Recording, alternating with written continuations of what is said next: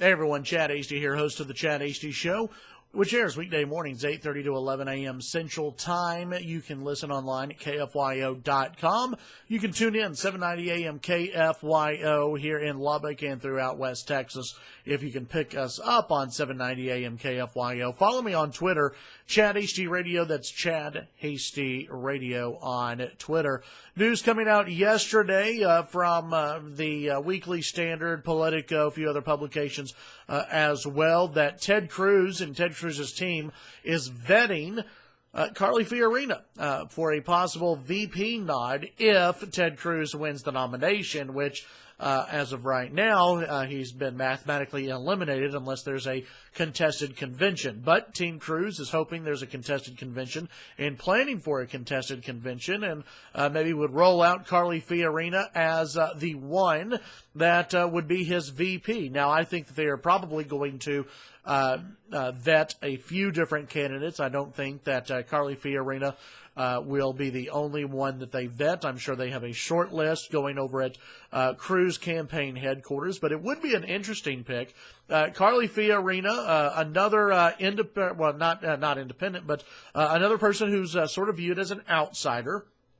Someone who has run a business, has a lot of good business experience, someone who is not afraid of taking on Hillary Clinton, someone who would be very good on the attack role of a VP. She wouldn't necessarily bring any heft behind her as far as like a state goes. Traditionally, it's been thought of that you try to find somebody who balances you out regionally, somebody who can maybe win the state. And that's why a lot of people looked at Marco Rubio as a possible VP if he didn't win the nomination. Same thing for John Kasich, Ohio. Would be another strong play there. Susana Martinez in New Mexico, her name has been floated as well as a possible VP candidate for someone, not necessarily Ted Cruz, but for someone else out there. For Carly Fiorina, a woman, which would help the whole gender deal if people are looking for that on the ticket. She would also balance well with Ted Cruz, I think. She's a little bit more moderate, I believe, than Ted Cruz is, so she may be able to bring some more of the establishment figures behind her. If she was to get the VP nod. I like Carly Fiorina, but I'm not thrilled with the option of her being Ted Cruz's vice president. I think that for Ted Cruz, I think that there are others that he should look at. For Carly Fiorina, she would, maybe be in the top 5. But I'm not on board yet of a Cruz Fiorina ticket.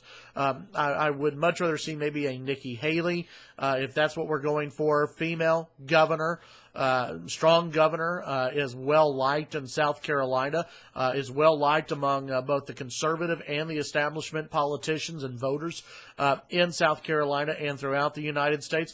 I don't think she would be a bad pick at all. Again, you have to look at, I think, a John Kasich. Marco Rubio's already said no, I don't think so. But a John Kasich would be interesting as well. Try to find one of those states that you can absolutely win out there and try to balance out the ticket that way. For Carly Fiorina, she wouldn't be a terrible choice, but she's not the best choice, in my opinion, for Ted Cruz. Tune in to the Chad HD Show weekday mornings, 8:30 to 11 a.m. Central Time. Follow us here on KFYO on YouTube. Subscribe below and follow me on Twitter, Chad HD Radio. Have a great day.